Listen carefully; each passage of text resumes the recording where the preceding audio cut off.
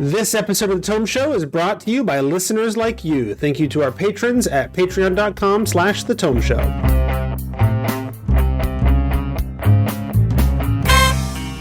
Welcome to The Tome, a D&D news, reviews, and interview show, and I'm your Tome host, Jeff Greiner. And I'm Tracy Hurley, and in this episode, number 390, we're going to take to the Astral Sea to plunder the ideas of the 2024/25 version of the Monster Manual. All right, joining us for this episode is the Githyanki of the Tome Show. Brandis Stoddard comes to us from designing for Dimension 20, Worlds Beyond Number, and other things, as well as being a Tome Show regular. And he's enjoying recent high-profile success due to the ever-present combination of great skill and fortunate circumstance. And That's an interesting way to put that. I'm glad that's so great. It's an interesting thing to discover by coming in this episode. Your skill at game design is at least as great as a Githyanki warrior.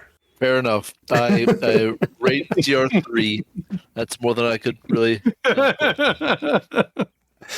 Also on the team tonight is the Githzerai of the Tome Show from Gnome Stew, What Do I Know, JR, and the podcast They Go With Advantage. Jared Rascher is the all too often underappreciated member of our team. Oh, I'm appreciated fine, but I can picture just sitting there playing with chaos, trying to force it to be orderly. So yeah, I get the concern. There you go. That was my justification for which of you had to be the Githyanki and who had to be the Githzerai. So, in case you haven't guessed, we are yet again talking about the latest Monster Manual. D&D 5e got an update in 2024. We're doing the monster by monster dive into this book. To get us started, it's disclosure time. Jared purchased this book, and the rest of us got review copies. All right, so we, with episode 13, got to the G's. We are still in the G's. I think we'll be in the G's for at least 2 more episodes. There's a lot of G's. So we are starting with a topic that, boy, I got the impression at the end of last episode may garner some discussion, because we are beginning with the Githyanki and then going into the Githzerai. And I get the impression that Jared and Brandis have thoughts. Well, I think that is a fair statement.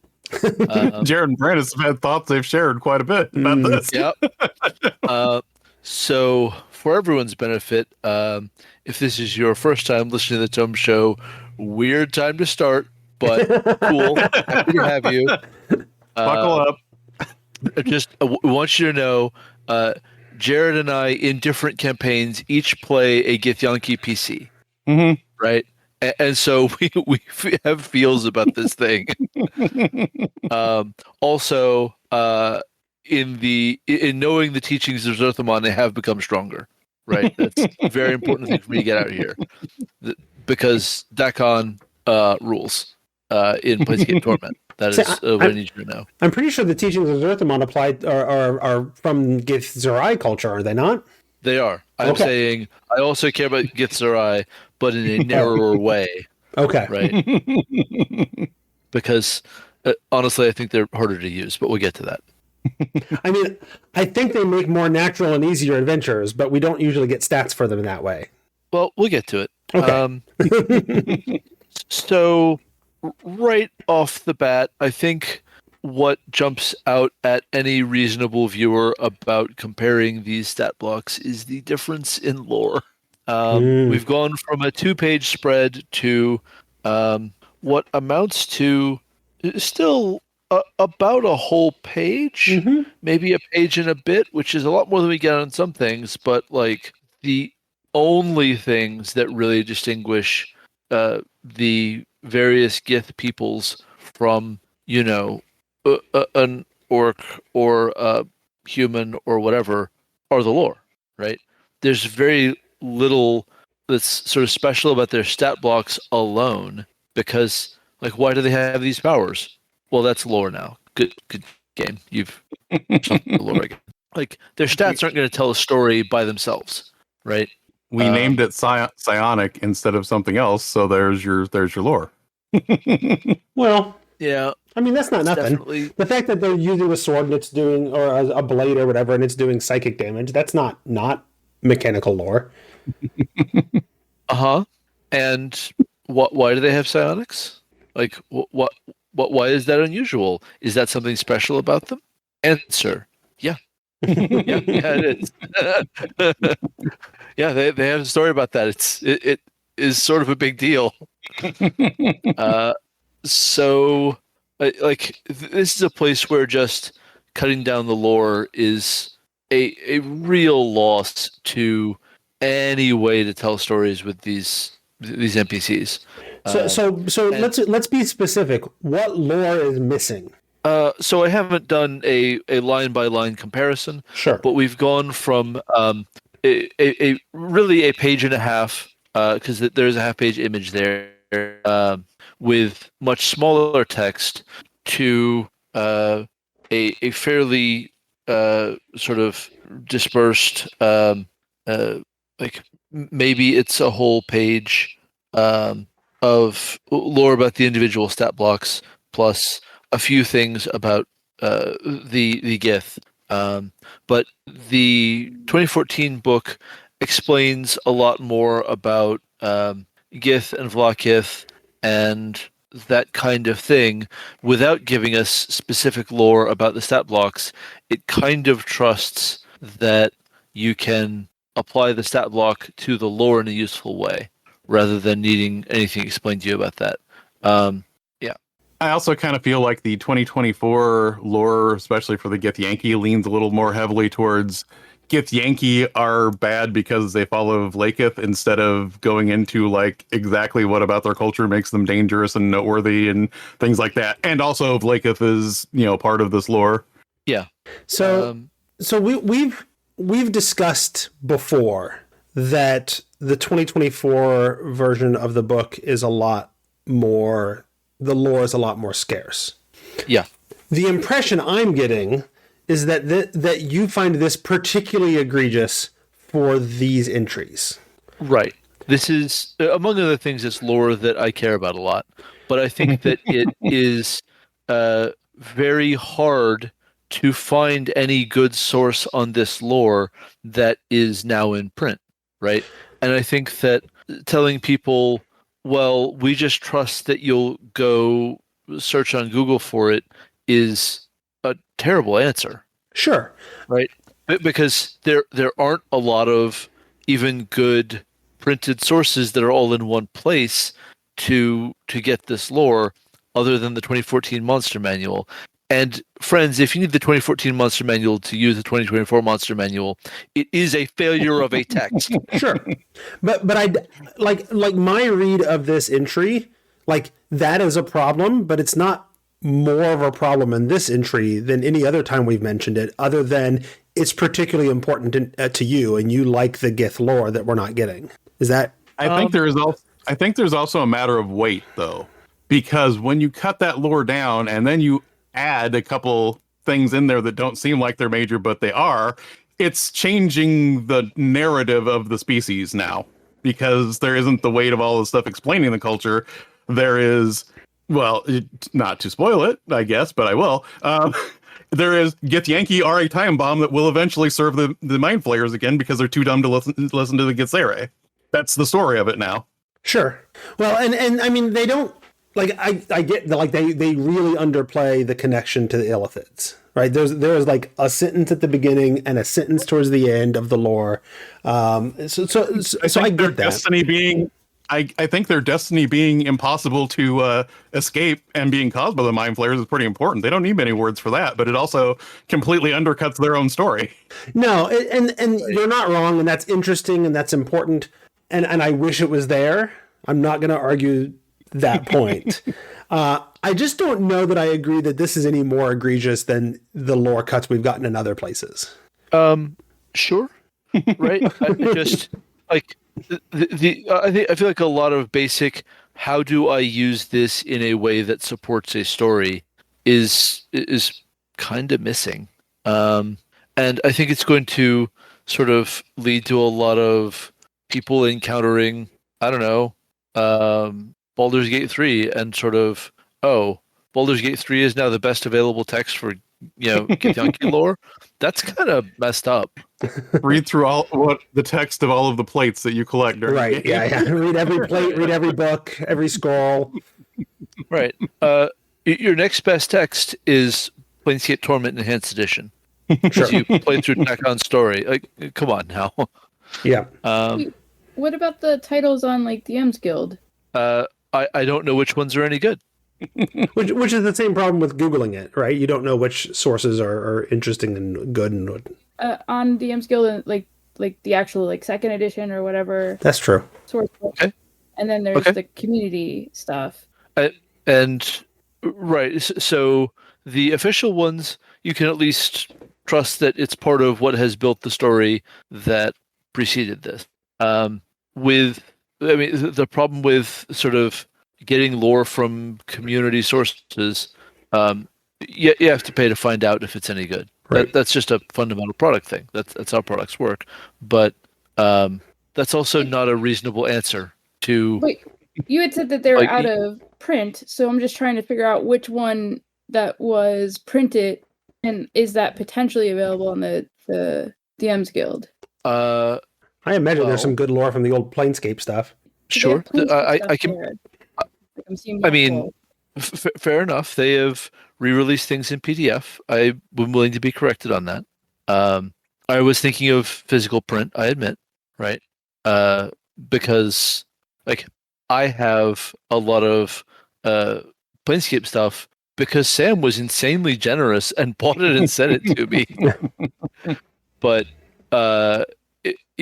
when Sam did that, it was really expensive because it'd been out of print for so long. Yeah.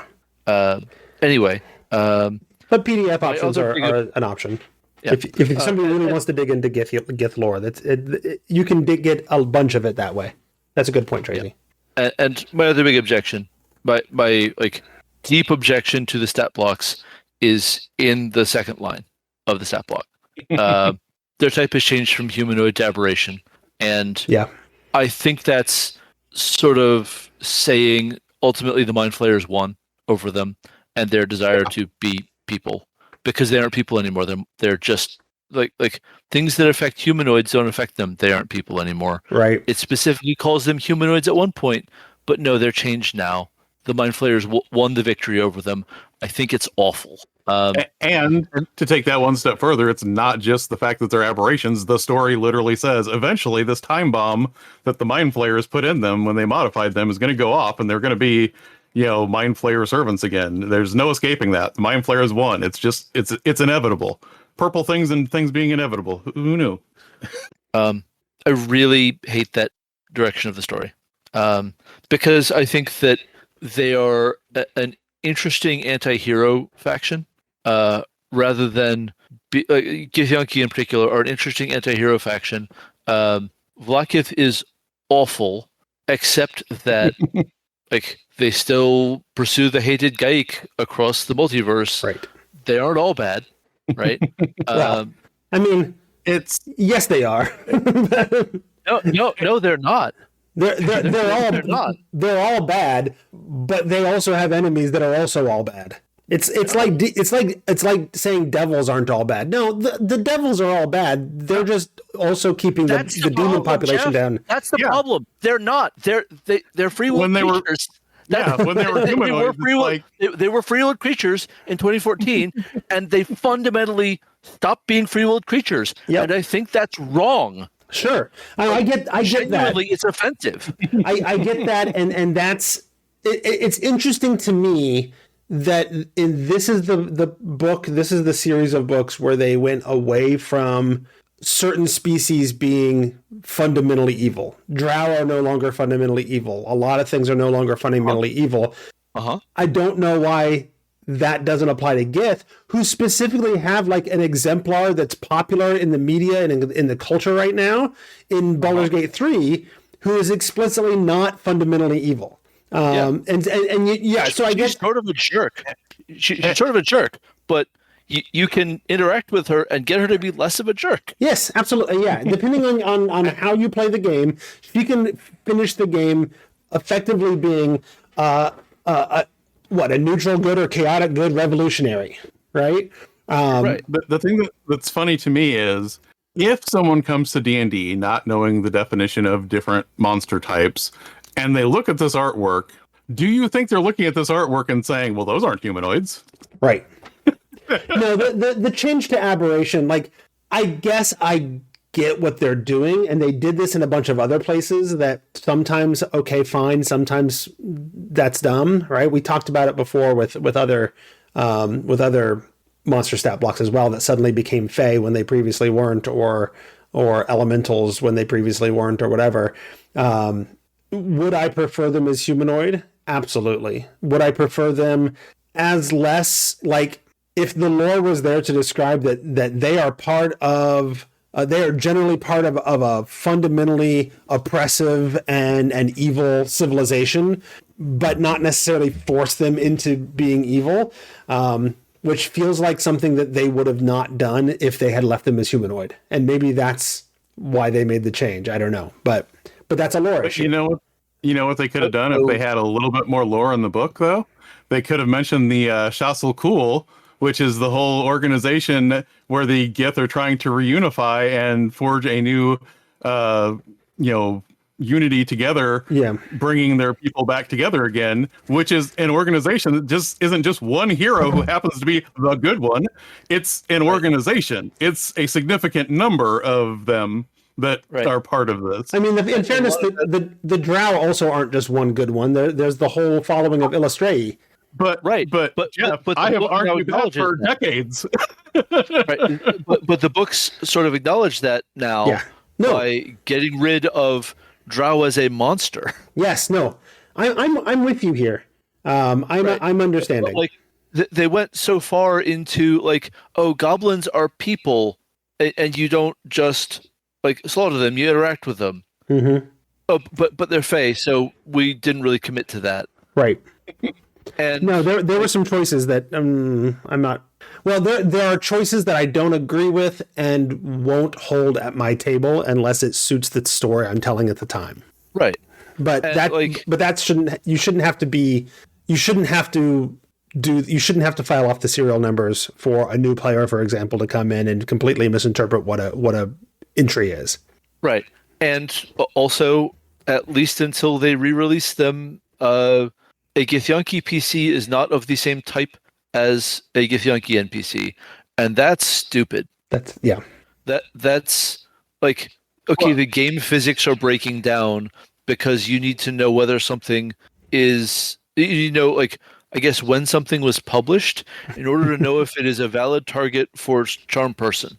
The other thing that I don't like, and this is, again, there were things that got said in throwaway interviews leading up to the release of the Monster Manual that I don't know how official they are because they were just said in interviews, but that was actually brought up in one of them. It's like, well, that's because Githyanki PCs are special.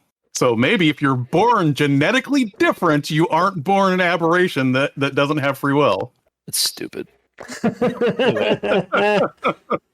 Well, and ultimately, like, even that doesn't fit. Like, I pull from whatever monster book I want to pull from, right? So it is entirely feasible that I will have encounters at my table that include both aberrant Githyanki and humanoid Githyanki on the same side in the same fight. Yeah. Right. And like, you, Jeff, understand to make a damn decision about their creature type. Sure. Right. But you shouldn't have to assume that new players are going to do that. Yeah. Were you not paying a ton of attention to that fact? Like an AOE hold person, like, is going to be real automatically weird. Passed for no reason other than they're just not that creature type. Yeah. And it makes weird things happen with protection from evil and good. Yep. Because aberration. I just really hate this change. It's not like trying to get the story to support it makes it a lot worse, right? And, worth saying, the Githzerai don't get a pass here at all. They're absolutely still aberrations. Mm-hmm. And so if this is about, they're a ticking time bomb, well, congratulations, so are the Githzerai. Right. Well, but their whole story now, though, instead of them deciding to have a culture where they are going to focus on, learning, inner peace and how to manipulate things with their mind, The story now is they have to do that. They went to limbo to do this, to force themselves to get good so they can use their mental powers to keep the bad from coming out. So now they didn't make this decision about their culture because this is what they wanted their culture to be. They're doing it because this is the only thing they can do to keep them from succumbing to this that's coming. I think there could be a fun episode in the future. Maybe we'll do a little non-Monster Manual kind of Monster Manual episode next month where we can do an advice episode about how to take a scant amount of lore and see what kind of stories we can create for our settings and our campaigns out of it, and draw, take something like the Githyanki, take the lore that's there, and see if we can polish that turd until it becomes something really fun. Because I think there's potential to do so. It's just a different story than what we've been telling for the last 40 years of D&D. Yeah, well, like in the Wednesday night game I play, and in my Orakesh campaign, like the main reason you're going to encounter Githyanki is that they're here to hunt mind flayers, right? It'd be cool to go to Tunarath someday, but like I wouldn't hold my breath, right? But like the PCs in Orakesh, including the PC who is a Githyanki, Jared's PC, are on this world to keep an eye out for the hated Gaik, and that's great. And then in my Wednesday night game, like the whole plot is about hunting down mind flayers and elder brains who are heretics from the greater like Illithid belief system. To clarify for people who may not know the base lore here, we've talked a lot about Githyanki, Githzerai, Illithids, mind flayers, and occasionally even the Gaik or the Gaik. Here's the gist of the lore. Once upon a time, the Illithids, who are also known as mind flayers, enslaved a group of people, the Gith, who later broke away and rebelled and split into two different factions. The more or less evil civilization of Githyanki, following Vlaakith, the Lich Queen, and the more contemplative monk-like Githzerai, who float around out in what is it, limbo, and meditate and turn chaos or try to control chaos, etc. And in their language, Gaik is the term for mind flayer or Illithid. So we have now referred to one type of creature as three different names, and I don't want people who aren't steeped in that to get confused. That's extremely fair. Yeah.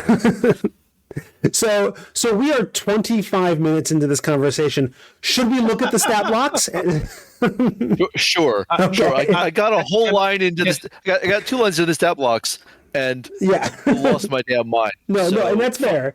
But let's see what we get out of there. Can I be slightly petty about a different thing than what we've been talking about, though? Okay. Look at the artwork, and then look at the part of the description where it says they have serrated ears. I'm just saying. Those We get a pretty good look at two sets of ears, and I don't see serrations. Nope. Yeah, they're just very large elf ears. Yep. Mm-hmm. Same applies to the Githzerai. The Githzerai Githzerai are pretty definitely wearing prosthetic elf ears. Like a lot of Yoda to all of this too. Because Yeah. they're also supposed to be different colors, but these are all green. Yeah, they did not vary the colors, and that's really a shame. Okay, So how many stat blocks of Githyanki did we get in 2014? So of Githyanki, we had 2. Okay, so now we have 3. Yeah. So it's worth saying we also got a few more in Monsters of the Multiverse. Yeah, that makes sense. Yep. I'm still struggling not to call it Multiverse of Madness. I'm sorry. Yep, that's also fair. So we have Warrior and Knight, and now there's the new one, Dracomancer, which okay. Which is your excuse to have like an upper tier, post level 15 Gith that's still a threat. Yeah, and I'm not completely clear on what a Draconic Strike is. That's sort of I don't I don't know what that is. This has been a thing that I've run into basically since 4th edition, in that the descriptions of attacks and abilities in monster stat blocks are oftentimes now so undescriptive that it doesn't necessarily tell me what it is, and I have to make it up. It is a melee or ranged attack roll that deals slashing and fire damage, but that is not very helpful. Right there. Cool, thank you. Yeah. Nailed it. Yeah. Anyway, What are they even attacking with? a draconic strike, Jeffrey. But like, they're not listed as having gear. Like, It's a draconic strike. but It's on the Draconic gear strike. list. There's a draconic strike, apparently. I don't know. But like in the same way, like, look at the Githyanki Knight. They've listed gear here in that they have plate armor. What about the famous silver sword? They have silver swords. It's listed there as an attack. Why don't they have a lootable silver sword? Great question. That's like a recurring story that has happened many times. Many times. With Githyanki. Like, it is actually a thing. Like, if the Githyanki finds you with one of their silver swords, you may be in a lot of trouble. Sure. That's in the lore of this book. Non-Githyanki who claim these weapons often find themselves hunted by wrathful Githyanki knights. Yeah, it's right there. But they disappear when they die. I really love the fact that they've added that gear line so that you know what's lootable and what's just a natural ability of the creature or whatever. But why aren't they using it? Like, they came up with a good idea or brought back a good idea or whatever you want to call it. But then, and this isn't the first time I've noticed it. There's instances where, like, the goblin hits you with a short sword. Okay, is the short sword lootable when I'm done killing the goblin? I'm not looking at goblin stat blocks. It may actually be there for that one, but I've seen it before in other stat blocks. Like, why is that not lootable? And the silver sword is famously lootable. Yeah, it's a huge thing. Yeah, and if they had a gear entry for the Dracomancer, then I might be able to figure out what a draconic strike is. Like, if they had a two-handed sword in there as a lootable gear, then I'd be like, okay, that's the name of the special attack they do with their great sword or whatever. Yeah. I mean, so judging by the image, it is a tiny dragon that it conjures every time it attacks 3 times around. Yep. And hits you, which is a really weird idea, and I don't really think I hold with it. That feels very video game to just spam a little dragon attack, summon dragon attack. Yeah. Yeah. So let's go over the Githyanki warrior. They are, pretty minimally changed, except that they no longer have a great sword. They now have a side blade. It's not lootable. Well, that makes sense. Get that right out of your mind. It does have all the same effects, and they've tinkered with some of the spell casting. Misty Step has changed its number of uses per day. Mage Hand is still there. Non-detection is self only. I'm not sure why they need to be great at non-detection, but okay. Is that good against like mind flayers somehow? So the Gith can't scry them, I guess. But that's not an ability that Gith or mind flayers have.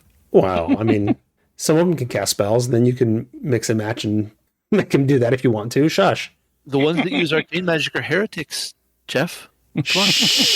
That was the lore, my man.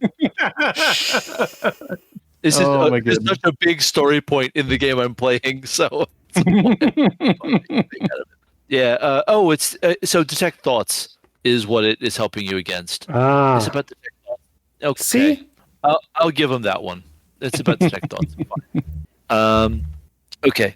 So this is an almost unchanged stat block. Really, really minimal. So their ability scores have it's not their ability score change. They just have proficiency in initiative now. They have their proficiency bonus for initiative. It's a thing. When I first read Cyblade, I thought maybe they were going the route of them being more like soul knives, where they just manifested weapons, but it does slashing and psychic. So I think they're just saying that their blades do psychic damage. Yes, and here's the thing. Yeah. if you look at the artwork, he definitely has a physical blade. Yeah. I guess it actually constitutes a pretty big change. They now speak common.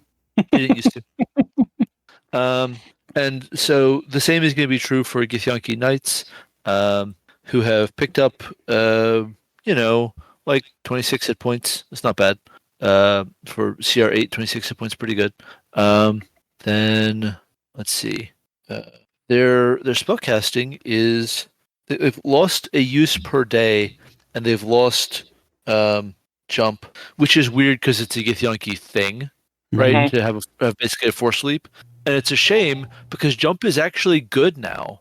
It's actually worth using it all. Which, man, in 2014 that spell is hot garbage, and in 2024 it's good.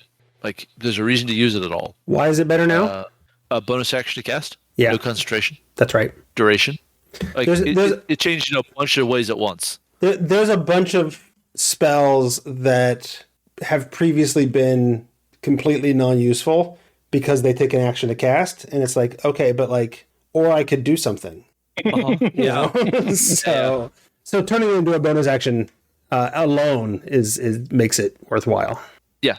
Well, I mean, it changed on a bunch of axes at once, and it's a very good first level movement spell now. So let's see. Still using the Silver Greatsword. Still terrible if you show up using astral projection. Oh yeah. Oh buddy, don't do that. But like, astral projection is such a bad idea. It's a 9th level spell for something that plane shift would just get you. Like, come on, what are you doing? Like, you just like upcasting your plane shift to show you are fancy and a necromancer? Cool. Some of the damage math on the Silver Sword has shifted. They do a little bit more psychic damage with it than they used to, and otherwise things are really, really similar. Right? It was a pretty simple stat block in 2014. It is marginally more complicated in its presentation now because they break out spells that are a bonus action to cast when they didn't used to. That's it. That's the only actual meaningful presentation change. Then the Dracomancer is a caster-y one, I guess, but like we're saying, it doesn't really tell its story super well. And if they want to play up the pact with the red dragons without including red dragons. Yeah. Right. and like, so the cool thing about the whole lore of the red dragons being involved has always been that it's such a clear, this is your encounter pairing. We're just going to go ahead and tell you, go ahead and pair these. It'll be great. Like, works every time. And that's sort of here, but it's a stretch now because the nature of the pact with Tiamat is sort of, and it gives us wizards. Is that what it does? Well, it's also interesting because, like, you say that this is a castery type Gith, and that's not entirely true because it still does this draconic strike, whatever it is. Well, I agree. It's just which isn't listed as a spell attack, and its actual spell casting ability has, so far as I can tell, less spells than the knight. Did they just lose telekinesis? So the thing is, nothing is going to get listed as a spell attack anymore. It's not. We don't do that anymore. That's not how it's written anymore. Oh, okay. Right. That's a 2014 presentation.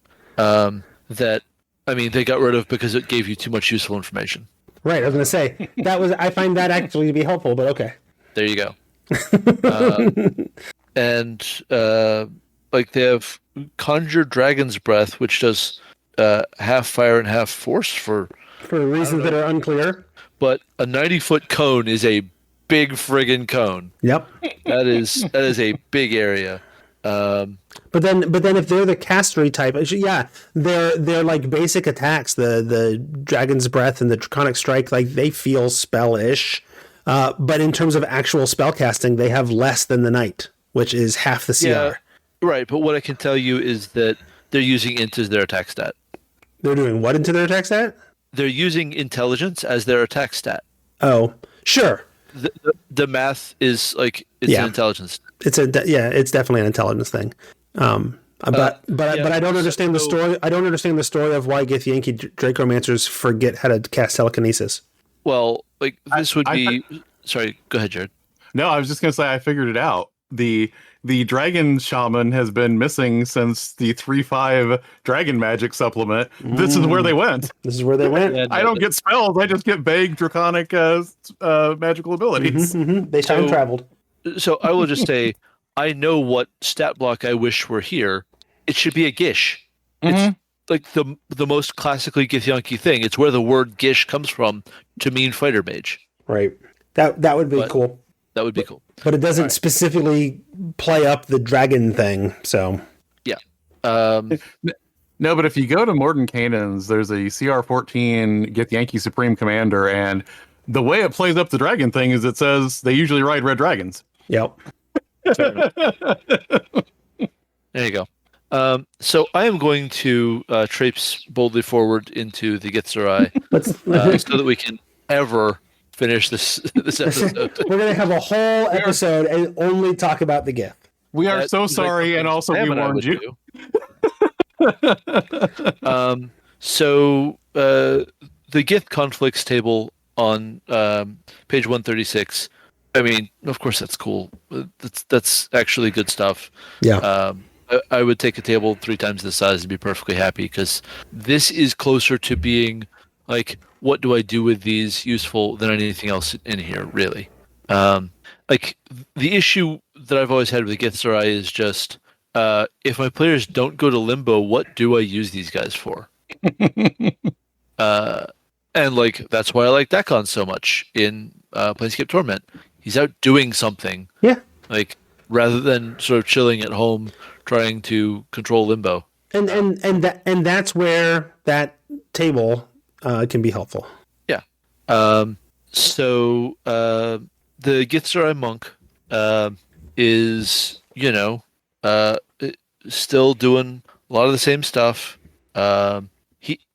It keeps its jump, right? With side powered leap. There's a misprint.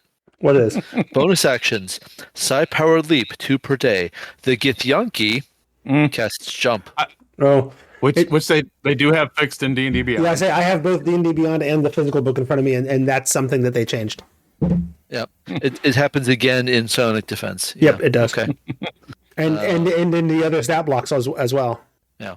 They did that all over the place. It's the entire stat block. Look at multi-attack. Look at the spell casting. They all say Githzerai. No, they should say Githzerai. Sorry. This gets right. It's only in the bonus actions. It's just in the bonus actions. And the reactions. Yep. Yeah. But it's all of these. They get Psi Strike. They're monk dudes. They hit you with fists and psionic energy. It's fine. Yep. I'm into it. But like using a CR2 creature that mostly lives in limbo, I've never had a use for that. I'm not saying there isn't one. I'm saying I've never had one.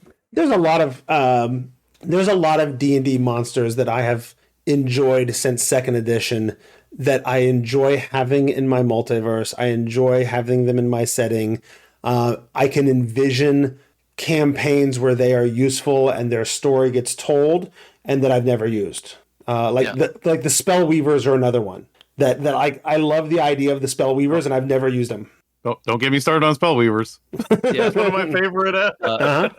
So worth saying, Spellweavers are another of the main villains of that Wednesday night game I'm playing. So just plug it right in. Yeah. I could get. There's other examples. Like the Forgotten Realms has a bunch of different like creator races. There's a cool campaign there that I've never really played with. I've never fielded a Farim, and Exactly. don't know when I will. I love Farum. Anyway, sorry. There are a couple things. There's a couple things that they did kind of sand off here with the lore too, with Githzerai, because one, they play up the conflict with Mind Flayers and Githyanki, but there's another species that they come in contact with a lot that they're in conflict with, which is the Slod. Slod are in limbo, and Slod don't like them turning chaos into order. Yep. So that's a whole other thing that kind of gets, brushed over. Yep. The other thing that I did think was kind of neat is even though most of the time none of us use training anymore. There is the backstory lore thing of saying that high-level monks sometimes, take a trek to Limbo to learn techniques from Githzere because they're so well known across the multiverse as being such good martial artists. Mm-hmm. I mean, that's pretty cool. I'm into that.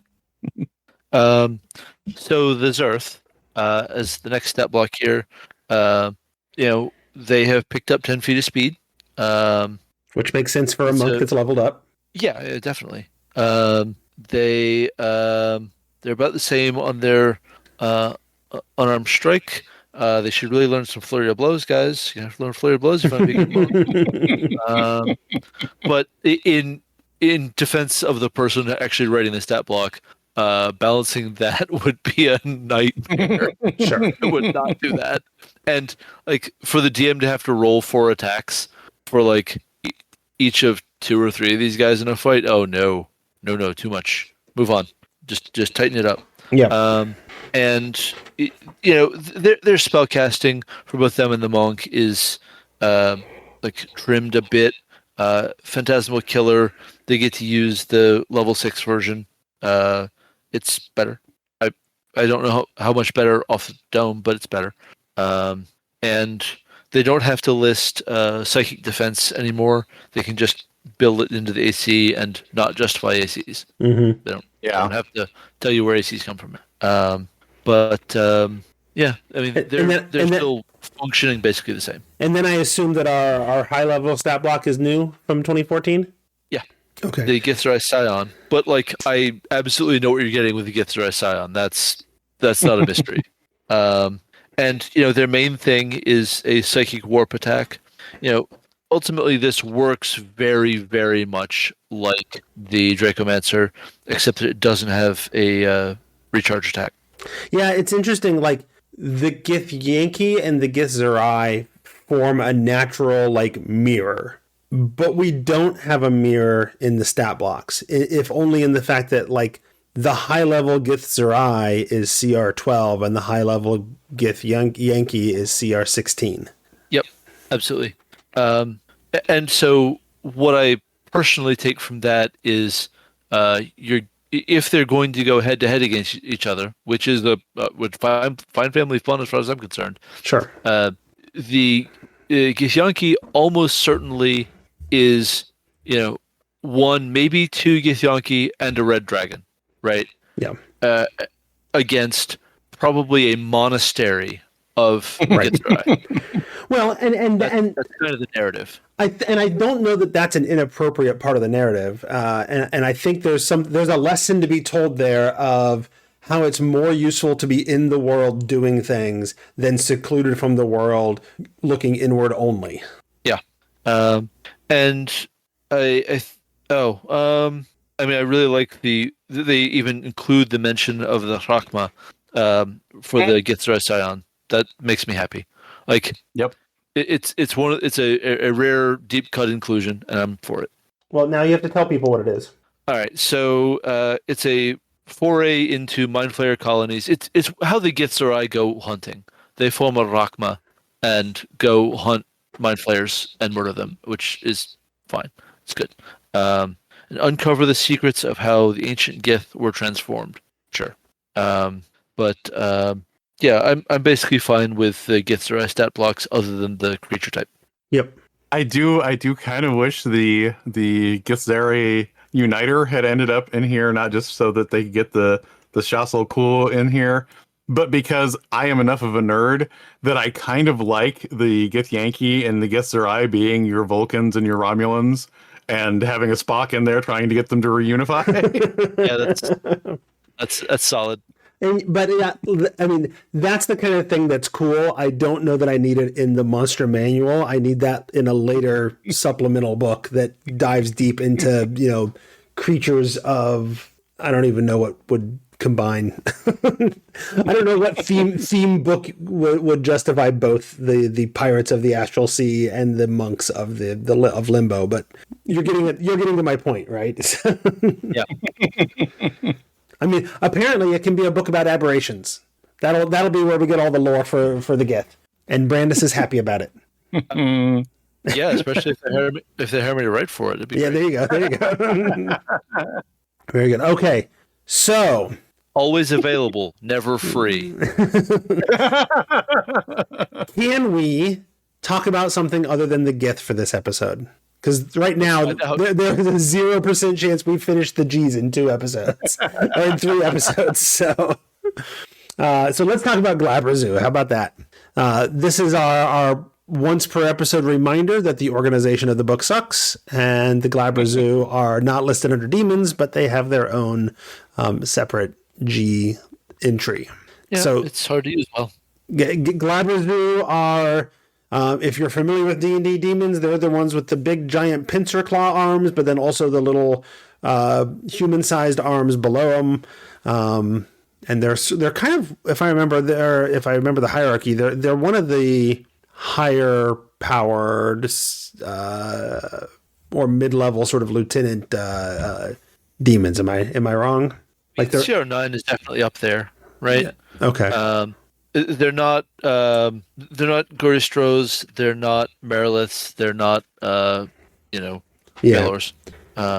For some reason in my head I remember them a little bit higher up than that. That if anything, they seem like they would be more useful like lieutenants in the demon army than a Goristro would be. But that's probably true. Like it's not all your CR is your rank, That's right? true. Some things can be high CR and just you're a wrecker. Well, and they've gone out of their way with like the little 1-sentence descriptions under the names to give us a little bit of a snippet of lore of sort of their role in their planner system, right? And in this case, Glabra Zoo are about delusion and entrapment. Yep. Which is a slight shift in what they used to do, because the Glabra Zoo were the demons that were supposed to tempt you with power, as opposed to the succubus that is tempting you with more physical things. Right. Yeah, I mean, engaging in guile, trickery, and evil bargains. Like, yeah, okay. I think we're still pretty well in the same space. Yeah, it's not a complete shift. But, it's interesting to see the demon that's mostly doing the devil job. Yeah. And, doesn't do it through the kind of physical appeal that a lot of the sort of temptation devils take on. Although the Glabra Zoo is going to, like, a lot of people are not going to deal with Glabra Zoo. They're going to be immediately dismissed because they look so inhuman. There's also a whole other thing with Glabra Zoo and the Forgotten Realms and things that I will not go into this podcast, but pretty deeply warped. Yeah, fair enough. How does our stat block stack up? Yeah, I was doing the comparison. Well, they've gained some hit points. Maybe about a hit worth at CR9. Maybe as much as 2 hits. Sort of depends. Which is not enough to compensate for the fact that they're no longer resistant to a bunch of stuff, a bunch of weapon attacks. Well, sort of. The thing about the weapon attack resistance is that was almost never actually paying off, because it wasn't intended to affect you once you're fighting CR9 demons most of the time. Because you have the magic weapon. If you're relying on magic weapons, you either have a magic weapon or you have someone cast a magic weapon. That's true. Right? Like, yeah, there comes a point at which that didn't really matter as much anymore. If someone has to cast magic weapon, that's not a cost. You're giving up a spell slot and a turn from a PC. But I agree with that. Yeah. But also the statting definitely pivoted more toward we're not sure where you're going to get your gear upgrade. Right. Instead, we're going to let you strike as magic, right? As monks did. Yeah. And I think some subclasses that were unarmed strike forward might have been doing that, like beast barbarians. Mm-hmm. I'm not checking it right now. Don't. Anyway, demonic restoration is in the stat block, as it was not previously in the stat block, but it was buried in the text.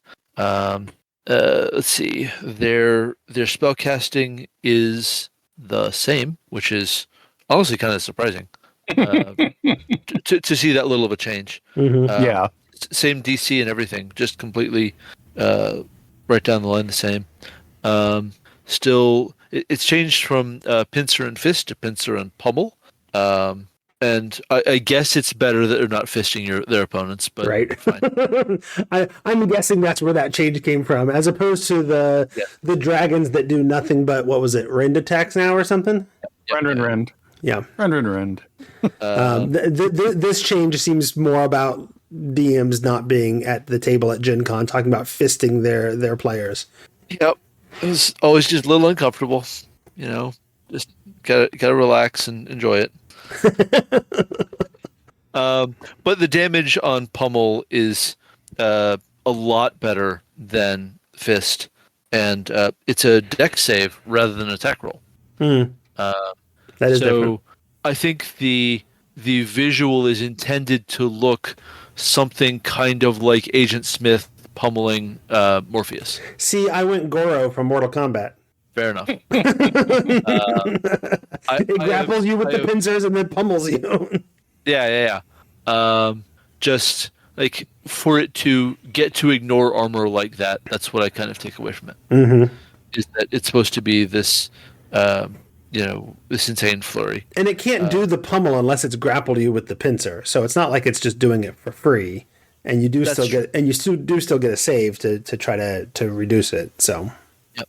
And when it doesn't pummel, it can cast one of its spells, which that's pretty boss. Right. So that way, oh no, I pincered and I never managed to grapple anybody, but at least I can still power word stun, and that gives me a shot at it. Yep. Whereas the fist attack previously did not require a grapple target. So. Yep. Yeah. There's a little bit more of a combat narrative here. It's all good.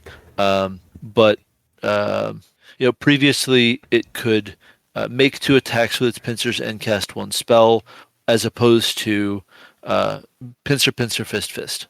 Right. So I guess it's also fair to say that the 2 fist attacks have been grouped together into the pummel. But the basic how does this stat block work is more or less the same. Yeah. I will say too, looking at the art, it does kind of look like the same creature if you're looking head on versus the side. Yeah. But I have always liked Glabrezu just because of the weird like pinchers up top and regular arms down at the bottom. That always kind of like showed that difference between how devils and demons are usually structured, how demons just have this random collection of stuff sometimes. But the other thing that I like is over the years there has been so many different versions of Glabrezu, with the only thing being the same is 2 pinchers and 2 arms down here, and everything else just wildly different. And I'm okay with that with demons. Because I figure every layer of the abyss, they look different anyway. So my one question about the 2024 art, like, are we looking at the moon through its pincer, or is that a light source it's generating? Those are both interesting. I assumed it was casting a spell. It could be, but I'm not sure which of those spells would do that. Yeah, maybe confusion. It could be confusion, but obviously confusion because it confused all of us looking at it. Mm-hmm. There you go. I mean, it's not power word stun, because power word stun is a word. That's in the title. Yeah, but like it's got sort of a weird, not exactly viney, but some kind of band thing around it. That's interesting. Anyway, it's good art is the point here. But I am now good on Glabrezu. So why don't we start next episode with Gladiator?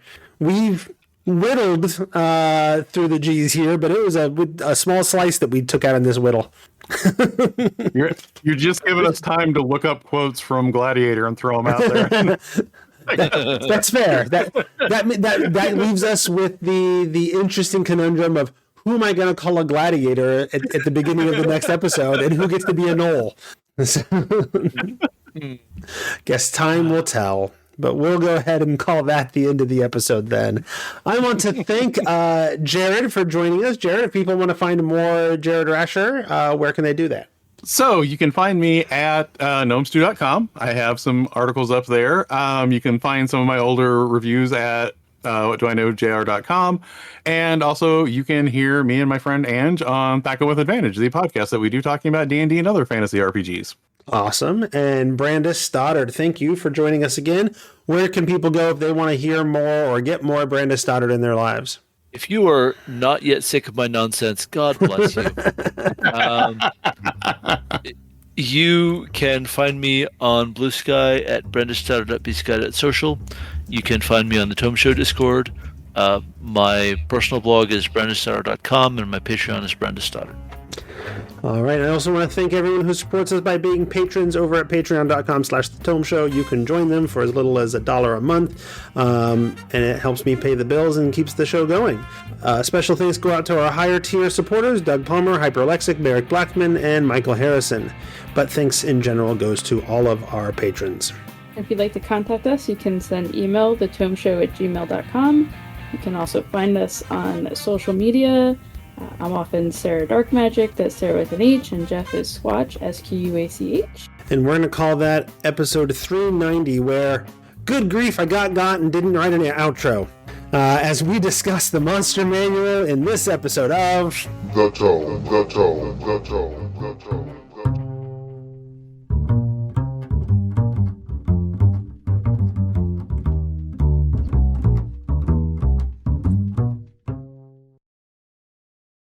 I'm on the wall.